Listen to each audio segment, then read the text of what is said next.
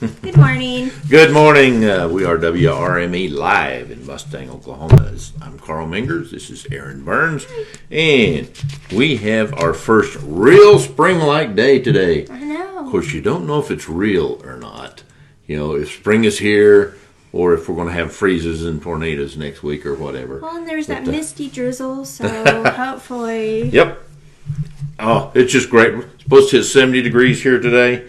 And, man, there's lots of stuff going on in real estate right now. I mean, it's been crazy. If you are thinking about putting your house on the market, now is the time. That is for sure. We've got a ton of new builds in the market. It is amazing how many new builds houses that are out there right now. A lot of them aren't ready. I mean, I think we have... the Home Builders Association, I believe they said it was between like 77 and 79% new homes that aren't ready yet, but they're everywhere. Well, you just look as you're driving and you'll see new neighborhoods or dirt work being done. And new housing additions, new developments. It's kind of crazy. Mm-hmm. But the market's not slowing down. Normally I would worry about all this stuff, but we have a demand that is like we've never seen before. It's just kind of crazy. At least I've never seen before. Well, I was talking to a home inspector the other day on an inspection he was doing for my clients, and he said he's noticed with some of his other realtors he works with how quickly homes they're listing are going under contract. Mm-hmm. Yep. And people are out looking. Even in the rotten weather we've had, people are out looking and walking through the houses that aren't done yet. If they're still open. Generally by the time they've got the doors on them and then they can lock it up, about half the time it's under contract. So, if you're in the market, you need to do your due diligence and get out there and get stuff done. Make sure your financing is arranged. Yes. I don't know. It blows me away the amount of people that wait to the last minute to worry about their financing.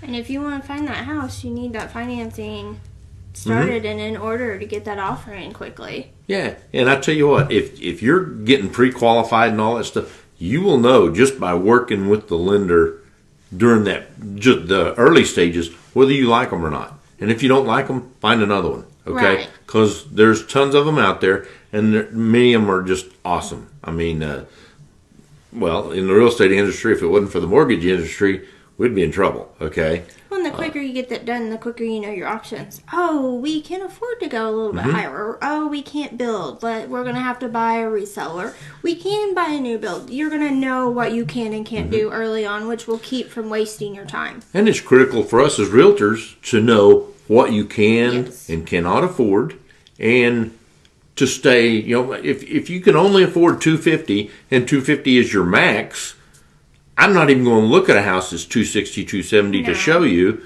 Matter of fact, by the time I get to know you a little bit, I'm going to know if that's really your comfort zone. Maybe you really need a house in the $200 to $225, even though you can afford a $250. And that's why I get to know my clients very well. I want to know. I mean, I'm not trying to be nosy, but I need to know what your comfort level is and what your zone is. And that's where we're going to target And when we say something about your budget, we don't care what your budget is. We want to know you're good with your budget. Mm-hmm. Can you afford $100, $200 more a house payment or whatever? Right. Now, the mortgage guy is going to be more worried about your budget because you've got percentages that you have to meet. Your income, your debt-to-income ratio and stuff like that. I've seen a lot of people that they run their budget so tight that they can only afford a certain thing. But then there's other people that, they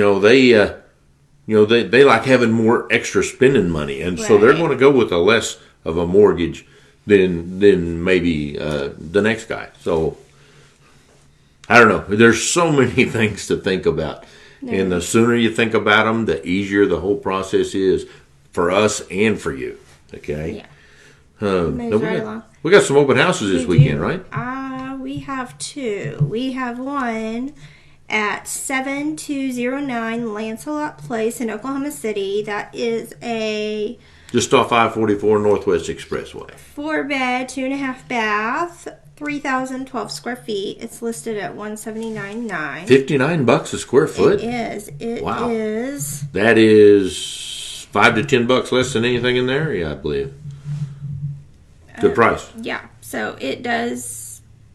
Oh, it even has some updates. So might be a good deal for somebody. Yeah. Go check it out from Sunday 2 to 4. 2-story. That's a big family. Yes. Big family. And then 3517 Lindy Lane in Oklahoma City. It is from Sunday 2 to 4 also. That's a 4-bed, 3.5 bath, and it's 3,099 square feet. So go see Janet there or Stacy over at Lancelot this weekend. They'll be happy to answer questions for you guys. All right. Now, Sandy says that daylight savings time starts it? Sunday already. All right. I got a farm, so I need all those extra hours. I've got a farm. That might be why I keep waking up work. really early. Oh, I'll tell you what. I dressed for field work today because I got to deal with the ODEQ, the Oklahoma Department of Environmental Quality, which is all over the news today. Did you see all the illegal barrels that were all stacked on? No, I didn't see that. Yeah, over on the southeast side of Oklahoma City, there's like 44 barrels of unknown toxic waste just sitting in a field that somebody dropped there. Oh, wow. Somebody's going to be in trouble, I guarantee you that. I've been working with ODEQ, and there's really some great folks. It's a government agency, and they operate at their own pace. But those folks know what the heck they're doing. They know what's going on. And ODEQ is just the Oklahoma Department of Environmental Quality. So I already told them that once. Did you? Yes, I did. I didn't hear you. But Sure. you Whatever. were playing you on heard your again. phone. Okay. Yeah. And if you think you have an environmental problem on your property or any other kind of problem, in commercial, we run into environmental stuff. Yes. Very seldom on a residential house, Thank unless it's goodness. mold or Right. something like that. But if you got a commercial property, you really need to get that lined out. Now, one thing I'd like to talk about is getting, besides just getting your house or property ready to sell, you need to make sure your title stuff is clear. I'm working a nice commercial property downtown right now. The people inherited. There's 3 brothers. One of them we cannot find. It is a challenge.